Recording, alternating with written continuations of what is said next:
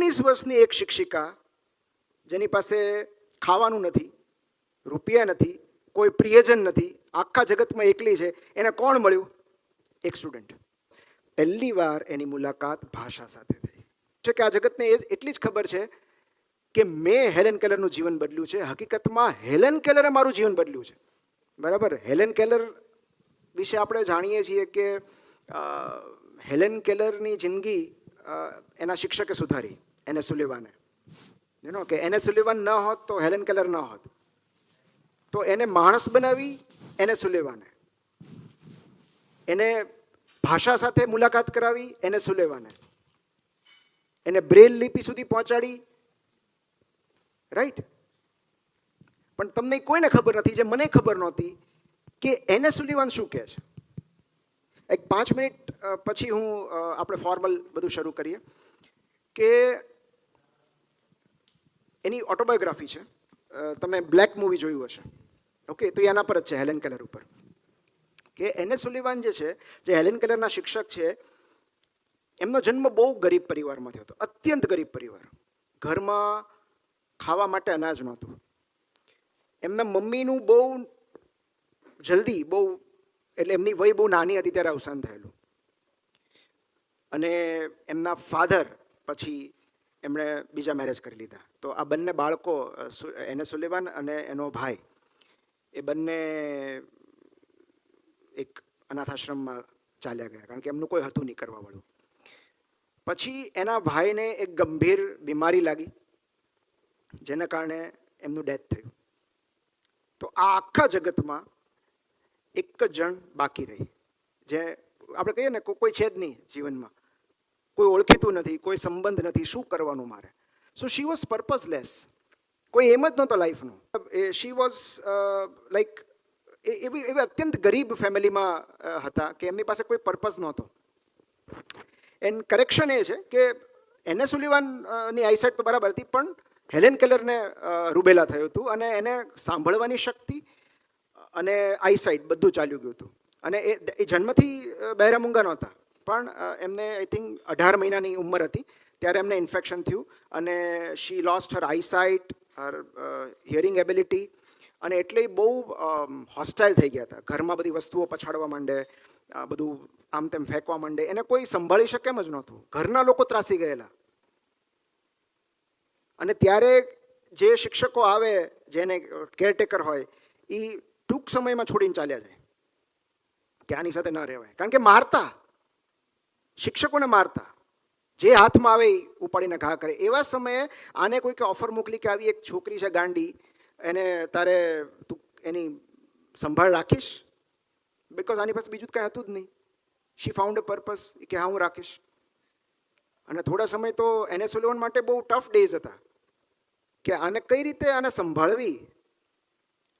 કારણ કે આ સૌથી મોટો અભિશાપ છે ને, એ છે તમે તમારી જાતને વ્યક્ત ન કરી શકો ને, સૌથી મોટો અભિશાપ છે. અને એટલે જ વ્યક્ત થઈ શકવું એ સૌથી મોટા આશીર્વાદ છે. Those who can express themselves એ બ્લેસ્ડ છે. કોઈ પણ સ્વરૂપમાં હોય, આર્ટના સ્વરૂપમાં હોય કે કોઈને કહીને હોય કે ડાયરી લખીને હોય, દે આર બ્લેસ્ડ. કે જે માણસ અભિવ્યક્ત નથી થઈ શકતું, એની કેટલી પીડા હોય કે એ શું બોલે છે કોઈ સમજે નહીં, કોઈ શું બોલે છે એ સાંભળે નહીં, કાંઈ દેખાય નહીં આખું જગત. તો કેટલો ગુસ્સો આવે. અને એ બધો ગુસ્સો એ ઘરના ઉપર નીકળે, શિક્ષકો ઉપર નીકળે. અને ત્યારે એને સુલેવાન શરૂઆતમાં તો એને એમ થયું કે આને કઈ રીતે હું સંભાળીશ. પછી એણે એવી યુક્તિ કરી કે ભાઈ એણે ફેમિલી મેમ્બર્સને એવું કહ્યું કે તમે આને મારા હવાલે કરી દો, તમારા બધાની હાજરીમાં હું આને નહીં હેન્ડલ કરી શકું, તમે આને મને સોંપી દો. અને એટલે ઘરથી થોડેક દૂર એક કોટેજ હતું. એ કોટેજમાં એને સુલેવાન અને હેલેન કેલર બે રહેતા. ત્યારે આઈ થિંક, જો હું ભૂલતો ન હોઉં તો હેલેન કેલરની ઉંમર 6 કે 7 વર્ષની હશે અને એને સુલેવાનની ઉંમર 19 વર્ષની હતી. 19 વર્ષની એક શિક્ષિકા જેની પાસે ખાવાનું નથી, રૂપિયા નથી, કોઈ પ્રિયજન નથી, આખા જગતમાં એકલી છે, એને કોણ મળ્યું? એક સ્ટુડન્ટ. અને એને આઇસોલેટ કરી દે છે, આખા ફેમિલીથી આઇસોલેટ કરી દે છે હેલેન કેલરને. અને એકવાર ગાર્ડનમાં ફરતા ફરતા જેને મિરેકલ મોમેન્ટ કહેવાય છે એ આવી કે જ્યારે એના હાથ ગંદા થયા હેલેન કેલરના, અને એને ધોડાવવા માટે એને સુલેવાન એને ત્યાં હેન્ડપંપ પાસે લઈ ગઈ, અને એ પોતે હેન્ડપંપ કરે છે, અને જે હાથ બગડેલો છે એ જમણો હાથ એ પાણીની નીચે રાખે છે. ત્યારે આને શું સૂઝ્યું કે એણે એના ડાબી હથેળીમાં વોટર લખ્યું, WATER, વોટર. અને એ શબ્દથી હેલેન કેલરનું જીવન બદલાયું, બિકોઝ પહેલી વાર એની મુલાકાત ભાષા સાથે થઈ. અત્યાર સુધી એને ભાષા શું છે ખબર જ નથી, અને એક જ દિવસમાં તેઓ 30 નવા શબ્દો શીખ્યા. અને પછી she was the first graduate,